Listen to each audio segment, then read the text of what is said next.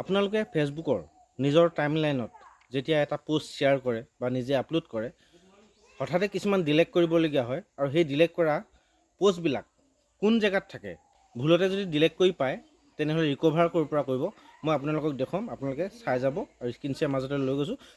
এবাৰ ডিলেট কৰা পোষ্টবিলাক পাবৰ কাৰণে, আপোনালোকে ৰিকভাৰ কৰিবৰ কাৰণে সৰ্বপ্ৰথমে যাব থ্ৰী লাইনত, ছেটিঙত যাব, একেবাৰে লাষ্ট ফালে যাব, ইউৰ এক্টিভিটিত আছে এক্টিভিটি লগ, ইয়াত ক্লিক কৰিব আৰু ইয়াতে থাৰ্ছ বুলি যিটো বস্তু আছে TRASH ইয়াতে ক্লিক কৰিব।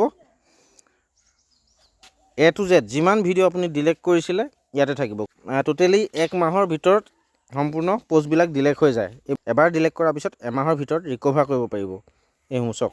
আপোনালোকে যদি এনেদৰে সম্পূৰ্ণ ৰিষ্ট'ৰ কৰি দিয়ে আকৌ আগৰ জেগাত আহি যাব। যিমানটো ডেটত আপোনালোকে ডিলেট কৰিছিলে সিমানটো ডেটত আহি যাব।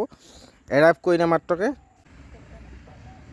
এই চাওক এতিয়া ইয়াতে থাৰ্ছত 0 টোটেলি ডিলেট কৰি দিয়া হ'ল। এইটোৱে আছিল সৰু ইনফৰমেশ্যন, কিন্তু ডাঙৰ কাম। কিছুমানে ভুলতে ডিলেট কৰি দিয়ে, ৰিকভাৰ কৰিবলৈ বিচাৰি নাপায়।